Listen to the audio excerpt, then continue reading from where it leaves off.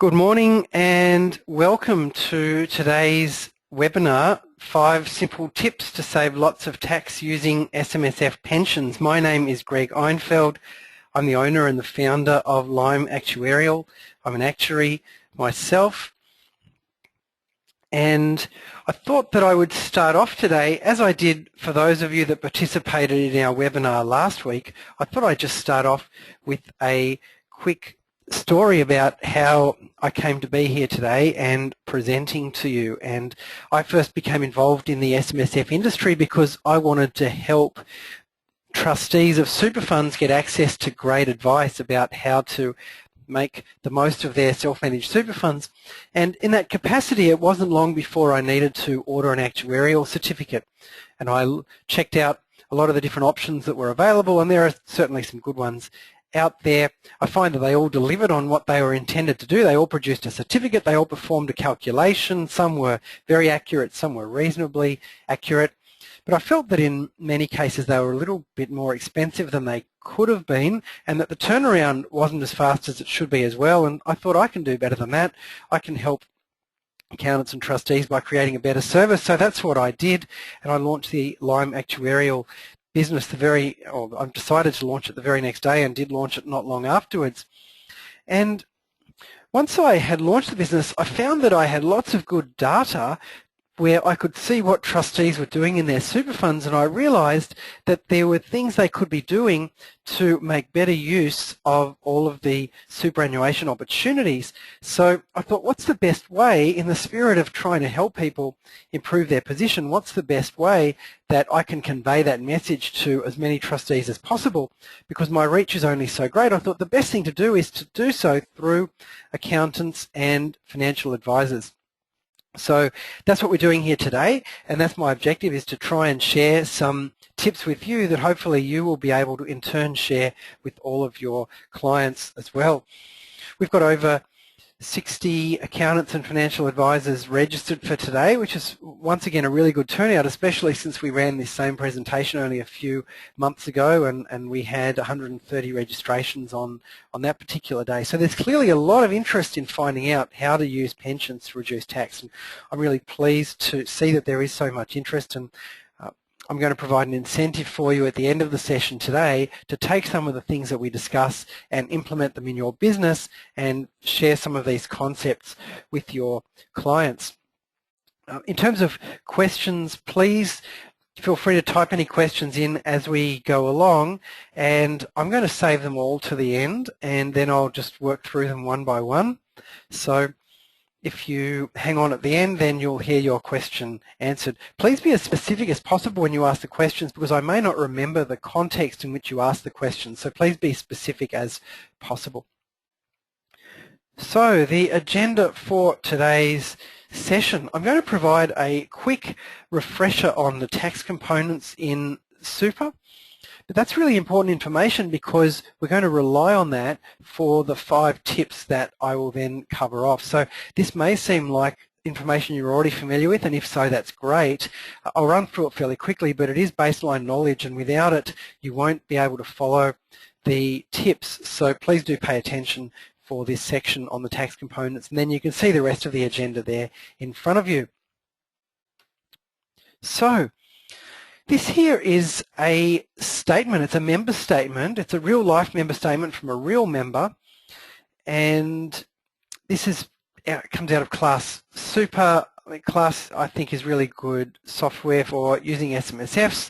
So if you're using Class Super in your practice, this is a format you'd be very, very familiar with. And in the red box, you can see the different tax components that are there. There's a tax-free component, a taxable tax component, and then there's this other component, taxable untaxed, which is a little bit less common, but certainly does occur from time to time. We're going to focus today on the first 2 of those components, so keep that in mind as we go through the presentation.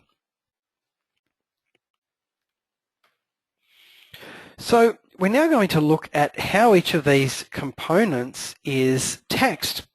And there's 4 different events we're going to look at. We're going to look at a death benefit, which is paid to a spouse, one which is paid to an adult child, a lump sum withdrawal, and a regular pension withdrawal. And then we've got 3 different columns looking at the different tax situations that apply. So let's start off with the tax-free component. And as the name suggests, anything that comes out of the tax-free component is completely free of tax. There's no tax paid, so we want to try and get as much super as possible into that tax-free component. Now let's look at what happens for those top two lines, the death benefits payable to either a spouse or an adult child. And as you can see, any death benefit paid to a spouse is also completely free of tax, whereas if a death benefit is paid to an adult child, regardless of their age, they're going to pay 15% tax plus the Medicare levy as well. So that can be potentially a large amount of tax, as we'll see in a moment. What about if it's a withdrawal from a pension? Well, if the recipient is over the age of 60, that's free of tax as well. So often it's a good idea, if you're taking money out of a pension, to wait until the age of 60. If they're between the ages of 55 and 59, you can see that tax is going to apply. If it's a lump sum, the first $185,000, which is a lifetime limit, not an annual limit, that's free of tax, and then anything over and above that is taxed at 15%. And if it's a regular pension withdrawal, that's taxed to the recipient's marginal tax rate less a rebate of 15%. So that's the way that the tax components are taxed. Hopefully you're all familiar with that already. Let's have a look now at how tax components grow over time. So any non-concessional contributions go into the tax-free component. Concessional contributions and investment income in the accumulation phase go into the taxable component, and then once a pension is started, any investment income goes in proportion to the existing pension between the taxable and the tax-free component. So that should all make sense. Let's look at how tax components shrink. So if you remove money out of a component, that component just shrinks in proportion to the existing component. So if John has all his money in accumulation, and it's all in tax-free, then any money he takes out comes 100% out of that tax-free component. Let's suppose John has his money in a pension, which is all in a taxable component, then any money he takes out will come out of the taxable component. Nothing will come out of the tax-free component. And let's suppose John has a second pension, which is partly taxable and partly tax-free. Any money he takes out, 60% of that comes out of the tax-free component and reduces that component, and 40% out of the taxable component. So that's all pretty straightforward. Now let's come back to this member statement again. We've already seen this slide, and I mentioned a minute ago that the tax rate on a death benefit paid to an adult child, if there's a taxable tax component, the tax rate is 15% plus the Medicare levy, and you can see here that there's $737,000. This is a real member statement for a real member. There's $737,000 there, and you might say, well, I'm not concerned because this person's married, and it's likely that it is a he. I know who the member is. I'm not being sexist. It is a he here. It's likely that this member will leave his money to his spouse. But then eventually, if that money stays within the superannuation environment, the spouse is ultimately going to leave that money to the children. Or maybe this member will die first and the children are going to inherit this money. So at some point in time, there is going to be 15% tax paid on this. So the children are going to be up for a tax bill of $110,000. That's a huge amount of tax, which is completely unavoidable by structuring the fund properly. So hopefully you're really interested to hear how you can avoid that tax of $110,000, because that's what we're going to be talking about in most of the tips that I provide to you today. So those are the tax components. Now we're going to move into the first tip, which I call multiple pensions. So let's get right into there. I can see there's been no questions answered, no questions asked so far, so that's all fine. Let's get into multiple pensions. I'd like to introduce you to Sandra. She's 61. She's got $500,000 in her superannuation fund as at July 2013. And that's all in pension, and that money came about from a combination of employer contributions and investment income while she was in accumulation. She only just switched it across into pension, so all of that money, as it turns out, is taxable.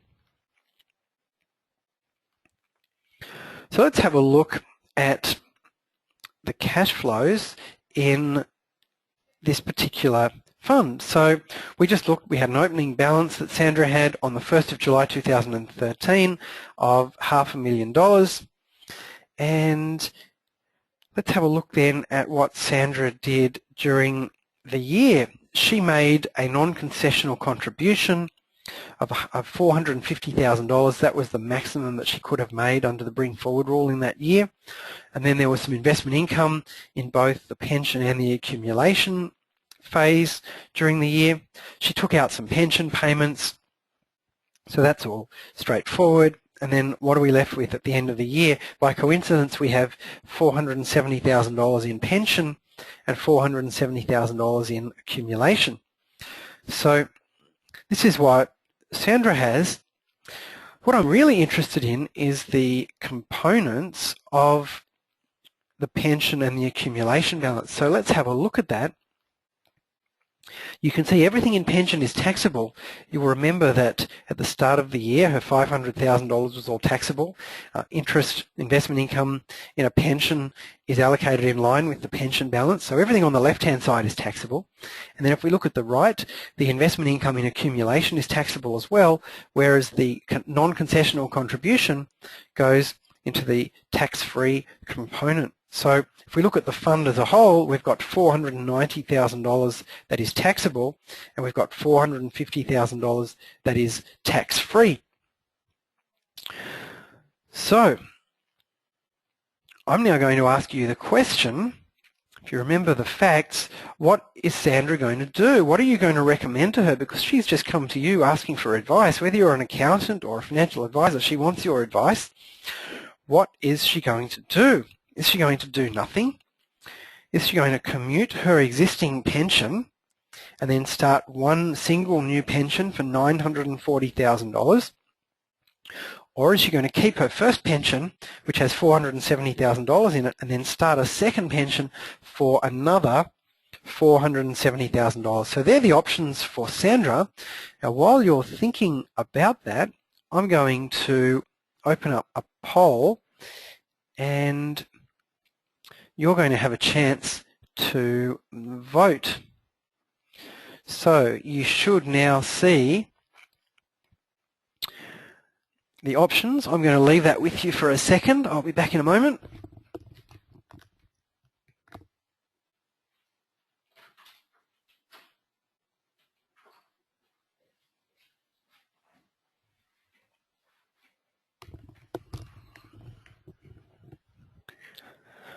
Okay, so for those of you that haven't voted, if you can quickly place your vote. This is all anonymous, so don't worry too much if you get it wrong.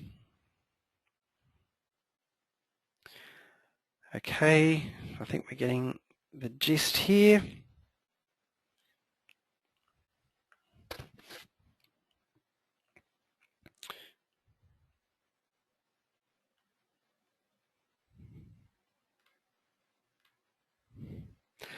So I've now closed the poll. I'm going to share the results with you, so you should all be able to see the results there. And we can see 4% said do nothing, 36% said commute and start a new pension, 61% said keep the first pension. So we've got a majority going with keeping the first pension and then starting the second pension. So thank you all for your answers. For those of you that voted for option C, keeping the first pension and starting a new one, I'm going to say well done. I have the same opinion, so well done on in my opinion, getting that one right. And for those of you that had different views, let's talk about why I agree with the majority of the people on the call here. So I've hidden that, and hopefully now you can see my slides again. Can I just have a show of hands just to confirm that that you can see my slides again? Great, getting lots of hands, that's great. Thank you very much. Feel free to lower your hands again. So let's move on to why I believe that Sandra should go with option C. So let's start with scenario B, the one big pension. So we have the first pension here. In fact, the only pension, she's going to have $490,000 in the taxable component and $450,000 in the tax-free component, if that's the direction that she goes. And you can see the totals there mirror the first pension. Let's suppose, in contrast, that she went with scenario C, the two separate pensions. So in the first pension, which is the existing one, there was $470,000 of taxable there. And in the second pension, there was $20,000 of taxable and $450,000 of tax-free. And then we look at the total, and it's the same as scenario B. The totals are exactly the same between taxable and tax-free. So at this point in time, you might be sitting there wondering, well, what's all the fuss? Why do I need to bother with this second pension? Why don't I just have it all in one pension? Well, let's suppose that Sandra decides to make a withdrawal from the fund of $100,000 for some reason. And let's look at the situation now. So in scenario B, that has to come out of pension 1. It's the only pension, so she's going to take that out in proportion between the taxable and the tax-free components. So both reduce. The tax-free component reduces by $48,000. The taxable component reduces by $52,000. And you can see there what the totals are, and she's now left with 48% in the tax-free. Whereas in scenario C, she's going to say, well, I want to get this out of the fund in the most tax-effective way. I'm going to take it out of pension 1, which is entirely taxable, but because she's over 60, she doesn't pay any tax when she takes it out. So it all comes out of pension 1, and she now has $370,000 in pension 1, all of which is taxable. Pension 2 doesn't change, it's the same as above, and what we end up with in total is now more in the tax-free component compared to scenario B, because she took everything out of pension 1, which was all taxable. So in total now, she has an extra $48,000 in the tax-free component compared to scenario B. So her children are going to pay less tax ultimately when they inherit the money that's in superannuation, and the total tax saving to them is going to be $7,000 just by having this additional pension. So that's a really good benefit to the children, and this is the reason why, or at least one of the reasons why, I suggest going with scenario C. There are other reasons why as well. So let's have a look at all of the benefits of multiple pensions. And I call this issue of mixing pensions, I call that contamination, where you take two pensions with different taxable components and you bundle them together by commuting and starting one new pension. I call that contamination. The opposite is quarantining, and I far prefer quarantining to contamination. So why would you want to quarantine? The first is the one we just described. It's an estate planning benefit where what you try and do is you withdraw the taxable component and you leave the tax-free component for your kids.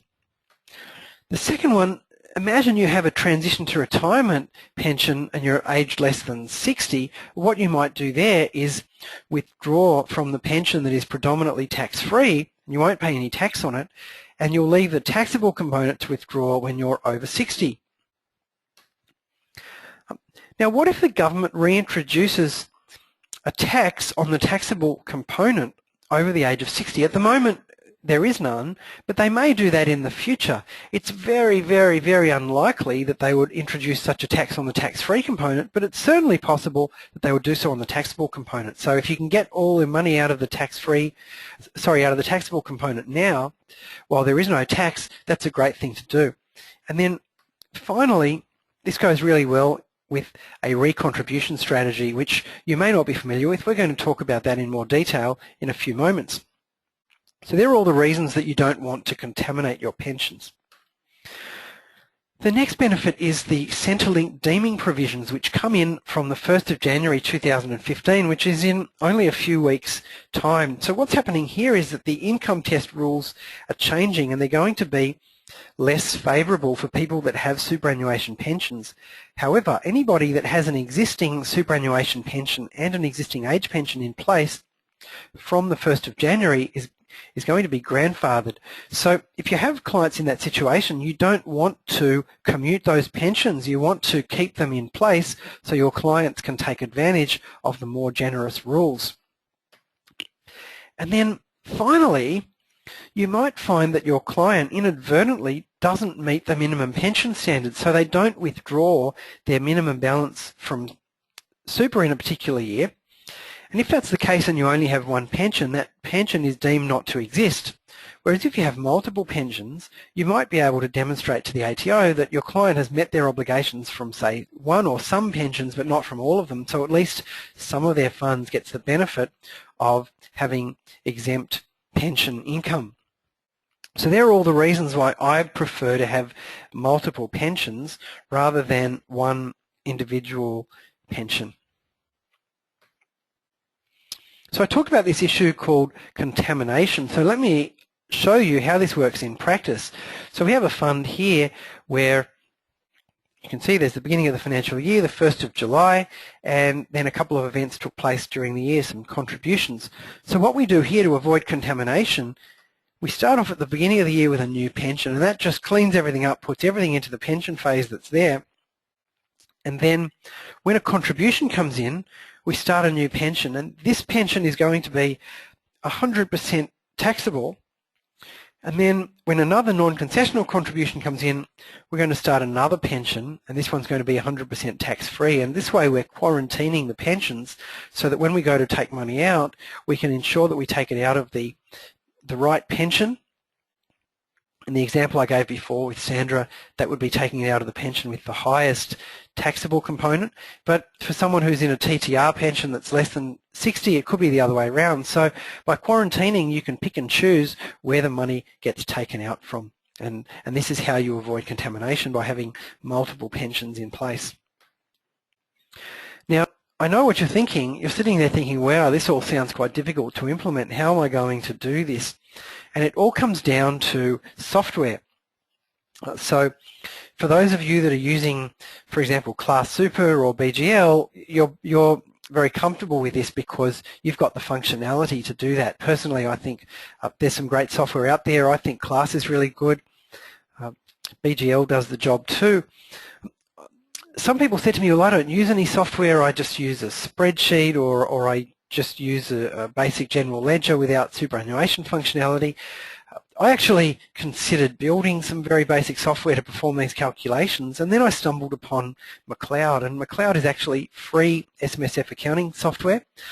If you're not familiar with it and you'd like to know more, just send me an email after the session. I'll show you my email address later, and happy to share some more details with you. But it is free accounting software for SMSFs. I'm not going to say that it's quite as good as Class Super or perhaps BGL, but you don't pay anything for it, so it's all about getting good value, and you're certainly getting great value if you're not spending anything. So there's different options there, but I do encourage you to use SMSF software in order to implement these strategies properly, because you'll find it quite difficult if you just try and do all of this in a spreadsheet.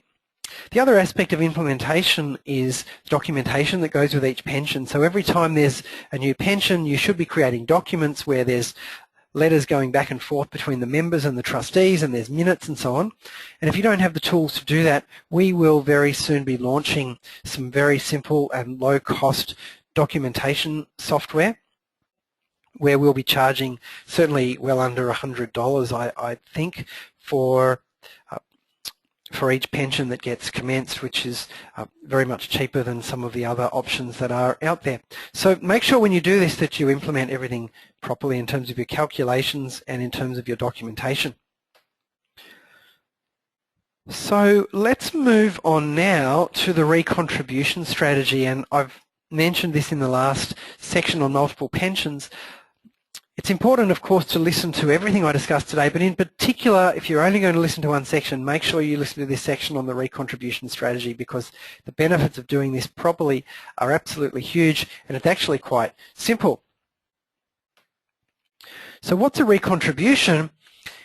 It's two things. It's firstly a pension payment or any payment from an SMSF to the member's personal bank account, and then taking that money and contributing it straight back into super. So there's just two bank transactions involved here, usually for the same amount or around about the same amount. And that's what a recontribution strategy is. So let's look at an example, and I'd like you now to meet Jane. She's 66, she's divorced, she still works, she's got two children, Ben and Sarah, and like Sandra, she has $500,000 in super, all of which is in the taxable component. And we'll use those same numbers again for another example later on. So that's Jane, and this is her member statement. She has a taxable component of $500,000, no tax-free component. And if she was to pass away, remember she's divorced, she's going to leave her money to Ben and Sarah, and they will have to pay, I call it the death tax. You'll find other people call it other things, but I really do think that's what it is. It's a death tax. So they're going to have to pay the death tax of $75,000. Wow, that's a lot of money for Ben and Sarah to be paying in tax unnecessarily. I bet they're not too happy about it, although they probably don't even realise. So what we're going to do is we're going to put in place this recontribution strategy. Jane's going to take $180,000 out of her fund, and she's going to put it back in as a non-concessional contribution. So when she does that, it goes out of the taxable component, but it comes back into the tax-free component. So you can see what's happened there, and she's now reduced her death tax in just the space of a few days to $48,000. We can take this a step further because we can do this every year. Remember, she's over 65, so she can't use the bring forward rule, but we can do this every year as long as she's still working. And after 3 years, we end up with all of the money in the tax-free component and no death tax. Of course, it is important to avoid contamination here, so you need to use multiple pensions to quarantine the amounts correctly, as I just described a few minutes ago.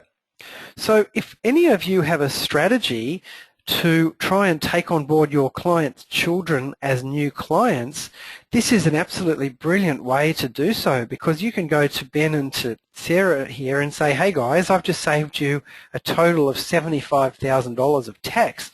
What better way to start building trust and confidence with your clients' children? So a few considerations in relation to the recontribution strategy. First of all, we've got the ATM in the top left corner. So withdrawals, taking money out of super, what do you need to consider? You need to make sure that your clients meet a condition of release, that they can actually get their money out of super, especially if they're under the age of 65. So it might mean they need to be retired or they've quit a job or something like that. You also have to ensure that there's liquidity in their fund, that there's enough cash. This won't work if all the assets are tied up in property or something like that. Moving down, we've got the piggy bank, which represents deposits or money going into super, contributions. So putting money in, you need to make sure that your client meets a work test. In this particular case, Jane was 66, she's over 65, but she's still working, so that's okay. Anti-detriment. So if you're not familiar with anti-detriment, that's okay. If you are, it's a strategy that I must say I'm not a huge fan of. I think that it's quite difficult to implement for a lot of people, but there are many SMSF practitioners out there that do like it. And if you're in that camp, just be aware that it doesn't tend to work too well with recontribution. You really need to use one or the other. And then finally, down the bottom, we have contamination. So I've talked about that already. Make sure that you keep all of the components separate using multiple pensions. So that is the recontribution strategy. Now I can see we've had a couple of questions. I'm just going to pause for a second and just see what the questions are. So I've had two questions which were exactly the same from Peter and Caroline. Am I going to email out the slides? Yes, I will email out the slides. Thank you for asking that question. I will email out the slides, and I'll also email out a recording of this video as well, so that you can share it with your friends, or if you don't have anything to do over the Christmas holidays, you can sit there and watch the recording as well. So thank you for asking that question. Yes, I certainly will email them out afterwards. So let's move on to the next section. Hold on, we've had another question here. Thank you. Thanks, Ashish, for that comment. Okay, so let's move on to the next section. Starting pensions between the age of 55 and 59. So now I'd like you to meet Peter. He's 56, he's retired, he's a man of leisure. He's looking pretty relaxed there, isn't he? He owns properties outside super, and that's where he gets his income from. He's got a taxable income of $200,000. Lucky man, he's got passive income of $200,000, and he's just sitting there watching the money come into his bank account every month. Wouldn't it be great to be in that situation? He's also got $500,000 in super, all of which is taxable. So that's Peter. And the question here is, should Peter start a pension or should he leave his super money in accumulation? So we're going to follow the same format here. I'm going to start a poll. You have a think about that question. And I'll just bring this up onto the screen. So there we go. You should be able to see those questions now. So the possible answers, should he start a pension? Yes. So his investment income is exempt of tax. No, because he doesn't need the cash, and no, because he'll have to pay 30% tax or more on the pension withdrawals. Okay, I'll just leave this up for a few more seconds.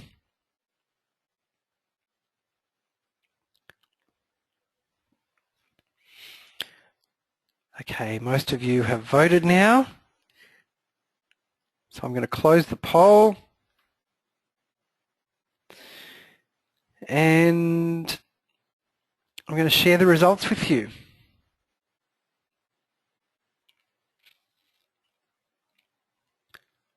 Okay, so there we go. We've got a few people have gone for the middle option B, and then we've got pretty close between, it's neck and neck between first and second. For those of you that say yes, so his SMSF investment income is tax exempt, and those of you that say no because you'll have to pay tax on the pension withdrawals. The majority, the slight majority, goes for option C. Okay, so this time I'm not going to agree with the majority.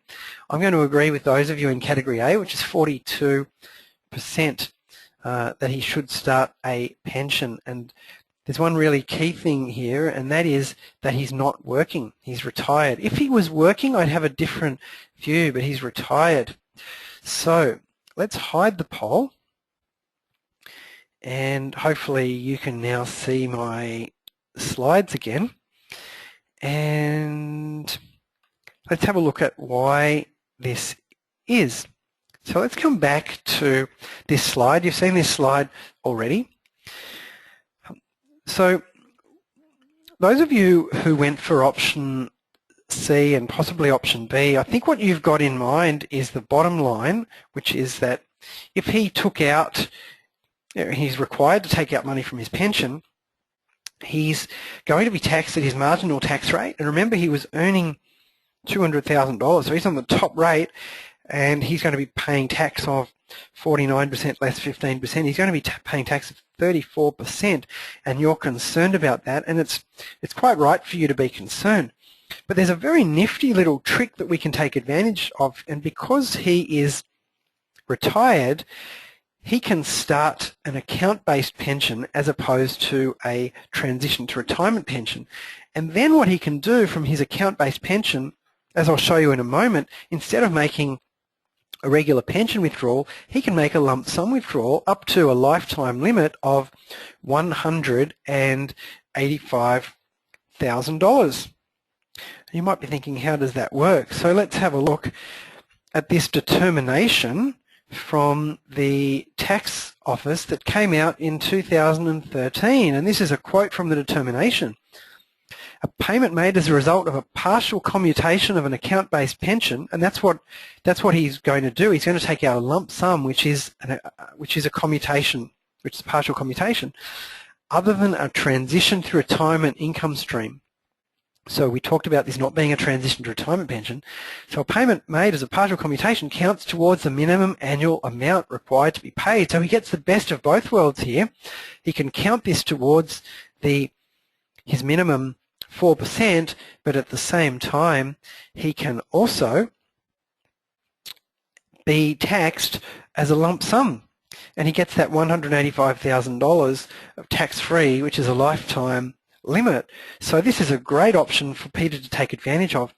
Now, for those of you that are very familiar with this, you may even be aware that since this determination came out, the tax office has put out some further clarification around transition to retirement income streams, which effectively say that if there's non-preserved money in the fund, that this might work for a transition to retirement pension as well. I don't want to go too much into those details, but the reality is there are situations here where you can use this in order to get the best of both worlds, and in Peter's situation where he can start his pension now at the age of 56, or in fact he could have done so at the age of 55.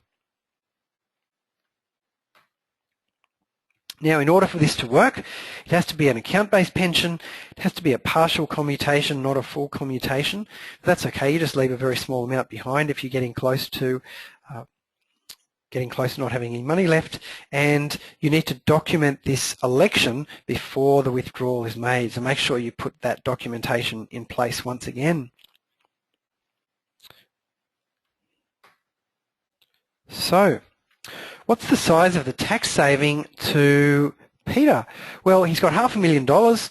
Let's suppose his investment income 7%, and by starting a pension, he's going to be taxed at 0 instead of 15%. So there's the formula for working out the saving. And he's going to do this for 5 years, up to a maximum of 5 years between the age of 55 and 59. So his total saving over 5 years is $26,250. And that's money that I'd rather have in my pocket than in the tax office's bank account. So certainly well worthwhile doing. And I'll keep stressing this point that if you're an accountant, you're operating in an increasingly commoditized world, and it's difficult for you to differentiate yourself. Your clients are constantly asking, how do you justify your fees, because there are cheaper operations out there, and your answer has to be, because I deliver you great service and great advice.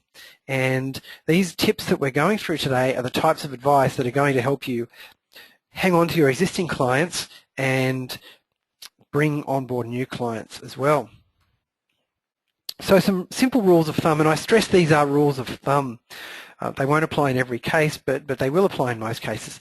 So if your client is retired, or they have non-preserved funds, or they have taxable income of under $37,000, so the tax that they're going to pay on their pension withdrawal, then if the tax is going to be minimal, then I'm going to suggest start a pension, because the benefit of starting a pension is going to exceed any extra tax they're going to pay personally.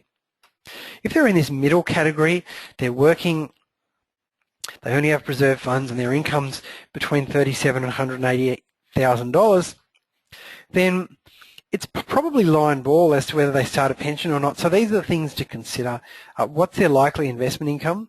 If they expect to earn very high returns, it could be, for example, that they've got some large unrealised capital gains that they're going to realise, then they may want to start a pension. If their investment income is going to be fairly small, perhaps stay in accumulation. Do they want the hassle of PAYG administration? If not, then stay in accumulation. And then can they start putting in place a recontribution strategy? If so, then perhaps go for the pension. Finally, if they are working and all their funds are preserved and they're a high income earner, I'd say most likely stay in accumulation, wait till you turn 60 and start taking your money out of super then, when you can do so tax-free. So there's some simple rules of thumb for you. So that covers off starting pensions at age 55 to 59. Once again, some good tax benefits there. Let's look at starting pensions around the age of 60. So now I'd like you to meet Michael. He's 58, but he's turning 60 in about 18 months' time. He still works, he earns $200,000 a year, he hasn't started a pension yet. In this case, he's got $600,000 in super, and I use that number just because it's going to make the mathematics a little bit easier. And so we use that number instead of $500,000. So that's Michael's situation, but because he's approaching 60, he's thinking about when should I start that pension. He knows he wants to take advantage of the pension income being tax-free to him personally because he's in that top marginal tax bracket, but he wants to start his pension as soon as possible. So this slide, you've seen this before, is just demonstrating once again why he wants to time the pension as close to the age of 60 as possible. If he starts it too early, he gets taxed at the marginal tax rate less 15%, so he's going to pay 34%. So he wants to start it after the age of 60, but alternatively he wants to start it as soon as possible after the age of 60, because the sooner he starts it, then he pays no tax on the pension income inside the super fund. So this is our third and final poll for today. When should he start his pension? And you can see the options that are there. So you have a think about those options while I bring up the final poll for today.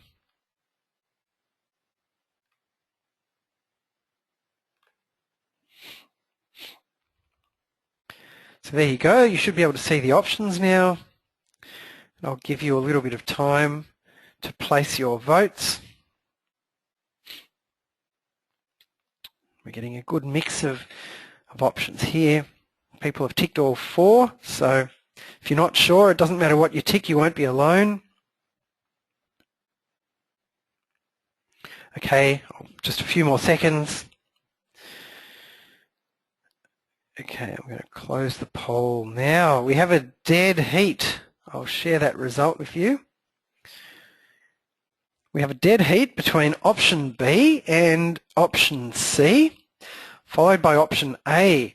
So if you have selected option A, then give yourself a round of applause. And when you go home tonight, I want you to look in the mirror and I want you to say, that person in the mirror got it right. So well done for those of you that selected option A. It's about 21% of you, and I can see quite a lot of people selected option B and C as well. That's okay too. The most important thing is that you are starting the pension, so better that you at least start the pension at around the time of his 60th birthday or perhaps on the 1st of July. So let's look at why I go for option A here, and if you did go for option B, then you're not that far behind. Your client won't miss out on too much either. So I'm going to hide the poll. So you should be able to see my slides once again. So let's talk about why I go here for option A. So he's got $600,000. He's earning $42,000 a year in investment income. That's $3,500 a month. And the tax on that every month is $525. So for every month we can start this pension sooner, we're going to be saving Michael $525. So there certainly is a benefit of starting as soon as possible. Hopefully you'll all agree with that. But of course we don't want to be incurring that personal tax that Michael will have to pay in when he receives the pension income himself. So here's a bit of a timeline. You can see towards the right we've got the 1st of April 2016, which is his 60th birthday. So for those of you that selected that date, I think it's you'll understand why he selected that. I don't need to explain that. For those of you that selected the 1st of July 2015, on behalf of those people, I'm going to explain why I think you selected that, and that is what Michael would do is he would start his pension on the 1st of July 2015, just before his 60th birthday, but he wouldn't actually take any money out of the fund until after his 60th birthday. So he gets the benefit for that 9-month period. He gets that benefit of the fund being in pension phase, but only after he turns 60 does he actually take money out. So when it comes out, it's tax-free because he already is 60. So you're getting the best of both worlds there. So that's how you get to the 1st of July 2015, and I think the 36% that selected that date would have had that reason in mind. But then how can we push the envelope a little bit further and get to the 1st of June 2015? So this is a nifty little trick. If you start a pension in the month of June, you don't have to take any money out of the pension in that year. So normally if you started a pension, say halfway through the year, you have to take out half of the annual requirement, but if it's in June, you don't have to take out anything. So what he can do is start this pension on the 1st of June 2015. He doesn't need to take out any money during the month of June. He doesn't take out any money between July and April, and then he takes his annual requirement out after April, so he can have 10 months then of being in pension phase before his 60th birthday. And that's how we get to the 1st of June. So those of you that selected the 1st of June, congratulations and well done on that. And for the rest of you, hopefully you found that useful, and that's something that you might consider doing with your clients in future.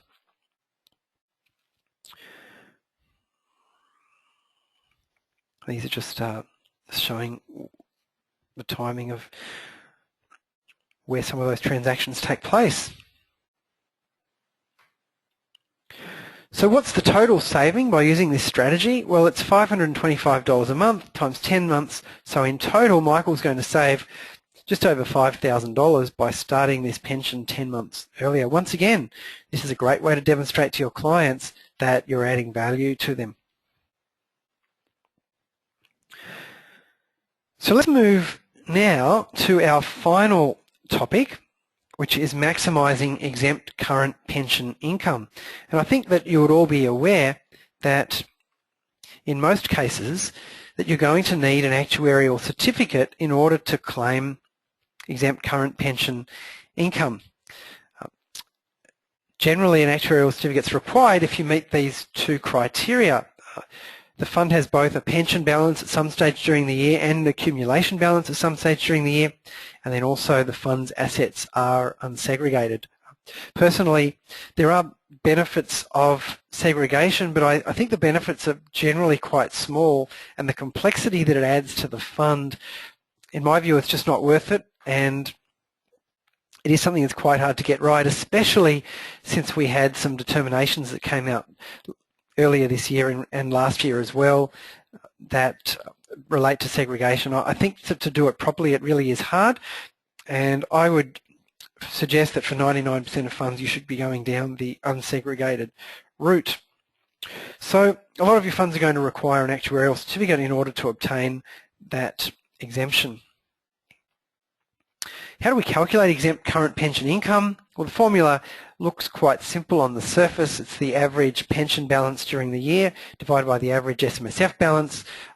We try and calculate that not just averaging the starting balance and the ending balance, but as accurately as possible.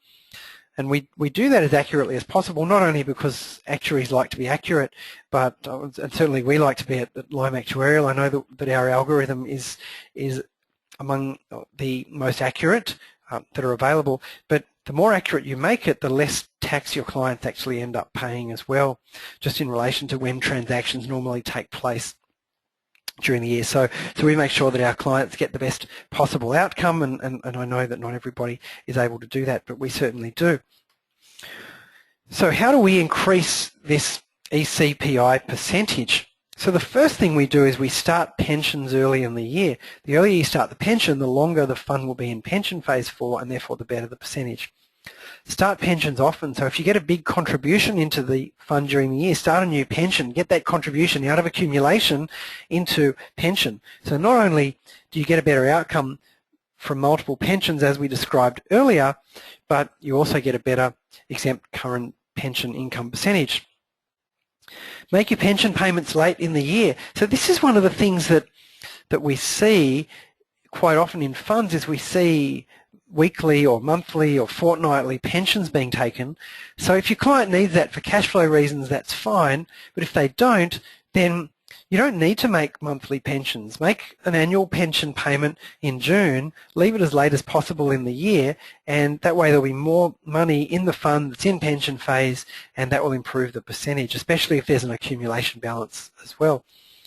And then finally, this last one, making your contributions later in the year, mathematically that is true, that it will improve your percentage, although it may, though, mean you then have more money sitting outside super that's being taxed at an even higher rate than 15%. So mathematically this is true. It may not be in your best overall interest, so think carefully about that last one before just blindly applying it. So let's look at an example. This fund has an opening balance of $500,000. It's all in pension, 7% investment income, so there's $35,000 there of investment income. There's a contribution made of $180,000 on the 2nd of July. So what I would see many people do is they wouldn't start a new pension, so that money would sit in accumulation for the whole year, that $180,000, and they'd perhaps withdraw $4,000 a month. And so in this situation, the exempt current pension income is going to be 72.6%, and the fund will pay tax of $1,441. But let's suppose we started a new pension straight away, and we left our withdrawal right until the end of the year. Then there'd be no tax paid, and what's more, the tax-free component will be higher as well. I do say there the 30th of June. In practice, it's not a good idea to leave your pension payments till the 30th of June. You don't want to forget. You don't want to find that something goes wrong with your transaction. So I'd say do it during June. Don't leave it right till the last minute. Leave yourself a bit of a buffer, but do them at the end of the year and not equally spread throughout the year if you can.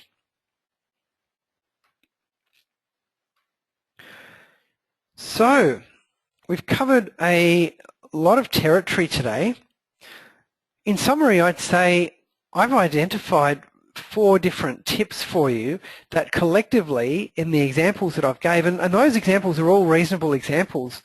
I'm not gilding the lily on any of those. They're all pretty typical of scenarios that you would see with your clients, and those tax savings have yielded over $100,000 in total. So imagine being able to go to your clients and say, I've got a few strategies up my sleeve and they're going to save you a total of $100,000. Wouldn't that be fantastic to be able to do that? Your clients will love you, they'll stay with you, they'll be very happy to pay your fees, and they'll tell all their friends about you as well. And after all, that's what we want everybody to do, all those things. So there's some, in my opinion, some great tips here. Of course I like them, that's why I'm talking about them and why I'm enthusiastic and why I'm sharing them with you, and hopefully you are equally as enthusiastic as well. Now what I'd like you to do is to walk out of this room and not just take this on board and forget about it and go back to your job. I'd actually like you to put this in practice. If you don't put this in practice, then I haven't fulfilled my objective today of getting more and more trustees to take advantage of these strategies. So I'm really hoping that you do that. You'll make me a lot happier as well as making your clients a lot happier, and hopefully you'll feel good about it too. I'm sure you will. So to encourage you to do so, I'm going to provide you with a bonus offer. And this is a free actuarial certificate. This is about the best thing that I can give you that is going to be of value to you, I hope. And so that's a free actuarial certificate valued at $110. Some people say to me, but I thought actuarial certificates are worth $176 or $250. Maybe they are, depending on who you use. I like making things affordable for people, and I think it's really important to make SMSFs affordable for our clients, and so we've brought the price of actuarial certificates down in the industry. That's what we charge, $110 plus GST. We make the process really simple too, and so that's the value that I place on it. So if you are interested in taking advantage of that bonus offer, then please email me today. Why do I say today? Because I know that if you don't do it today, you'll never do it, and then you'll forget, and you won't put the tips into place, because I'm going to ask you to make a commitment if you want to take advantage of this offer, and you have to tell me which one or more of today's tips you're going to start implementing in your business, because I know that when you make a promise to somebody, you're more likely to actually fulfill that promise. I won't sit there and follow you up. I won't give you a call and ask you whether you have implemented the strategies or who you've implemented them with, but I know that by making that promise to me, you're more likely to actually do it. So please email me today by midnight tonight, and if you're in Perth, then you've got an extra few hours over those people in Sydney, and then tomorrow I'll be able to explain to you how you can take advantage of that offer. The offer expires on the 31st of January. If that's a problem for you, let me know. And it's a limit of 1 per business. And if you attended the webinar last week and you did take advantage of the offer last week, then that limit applies here as well. So hopefully all of you can see the benefit of using this in your business and taking advantage of that offer. And in the future, if you decide to use our service, that's great. You can save yourself and your clients some money too. If you don't, that's okay too. So there are my details. Our website, my email address, phone number. If you'd like to get in touch with me to ask a question after today about anything that I've covered, then feel free to do so. Or if you have any other questions about SMSFs, that's fine as well. I've got a pretty good knowledge of a lot of what's going on in the SMSF industry, whether it's technical, whether it's service providers. You want to understand, should we use this software or that software? If you're thinking of outsourcing and you're not sure who to outsource to, then I can help you with that as well and put you in touch with a few different people that I know do a really good job for their clients. So really just happy to help out anyone in the industry that's looking for some guidance on any topics. If you've got some ideas for future webinar topics, let me know that as well. And then we can talk about whatever topic is of interest to you. So I'm now going to respond to the questions. We don't have as many questions today as we have had in the past, so I hope that means that I've done a reasonably good job of presenting the material, but let's now move into the questions. And as I said, if you'd like to take advantage of that offer, then send me an email, and if you've got any other questions, send me an email or call me, and I'll hang on the line here and continue to answer the questions until they've all been done. And that might take us just a little bit past 11:30 Sydney time, but I'll keep going in the order that the questions have been asked. And if you'd like to hang around, feel free to do so for as long as we're still on the line. So if you have multiple questions, this question has come from Gary.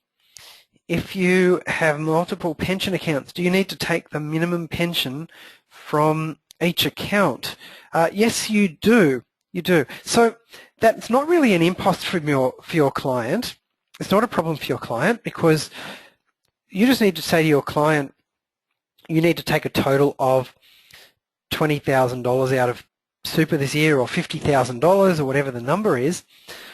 Then for you need to do the accounting for your client and work out how much is coming out of each pension. So we have a pretty simple rule that we use here, which is, first of all, you take out the minimum amounts. Make sure you've taken out the minimum amount from each pension. And then after that, you have to think about which is the best pension to be taking money from. Is it a pension with a high taxable component or a pension with a high tax-free component? And that will depend on your client's situation. And then you say, well, which pension has the highest tax-free or the highest taxable component, and we're just going to withdraw the rest of the money from there. And when that pension's run out of money, then you start taking it out of the next one. So it's not as complex as it sounds, but this strategy is going to save your client thousands and thousands of dollars. So once again, try and put it in place, and it's going to help you differentiate. And your client won't really realize that this is going on, but you can tell them about what you're doing and how much tax you're saving them. Okay, the next question is, I think it's Peter. The person's name here just says P, and I think that it's a Peter. Greg, just wondering, what's the cost for a certificate for a client that also has a complying pension in their fund? Good question. We charge $340 plus GST for those types of pensions. If anybody's interested in one of those, then let me know. If your client has a Centrelink benefit, then they need to have that certificate received and lodged with Centrelink before the end of the year, so make sure you get onto that straight away. Wow, that's cheap. As I said, Peter, we try to make things affordable for our clients. I think that there are other actuaries that have been charging the same amount for a long time, and that used to be acceptable in the past, but technology now allows us to be more efficient, and we can do things faster and easier and cheaper, and so I could either pocket that for myself or I could pass it on to you, and I'd much rather pass it on to you because I'd like to see the SMSF industry grow, and it will only do so if SMSFs are affordable for trustees, and hopefully many of you have that same attitude in your business as well. Okay, next question from, I think, is it A? I hope I've pronounced that correctly, A or I perhaps. For someone who is still working and earning more than $100,000, is it still advisable to start an account-based pension? Okay, I really want to understand more about the client's situation to answer that question, A. So the best thing might be is if you send me an email or give me a call and we can have a chat about the client situation, and I can talk to you about their situation and exactly what the best thing is going to be for them personally. So feel free to contact me after this session and we can talk more about that specific situation. Okay, so we've got a thank you there. Great. Well, that covers off all the questions. I'm just going to wait a few more seconds to see if there's any last-minute questions coming in. We're 1 minute over time, so we'll probably have quite a few people dropping off the call now anyway. Okay, I don't see any more questions coming in, so thank you very much, everybody, for attending. It's been great having you on board. Make sure you do implement those tips that we've talked about today, and I will be sending out, over the next few days, I will be sending out the slides and also the recording, so I'm sure you'll all find that beneficial too. Thanks a lot, great having you here, and look forward to hearing from you soon. Bye.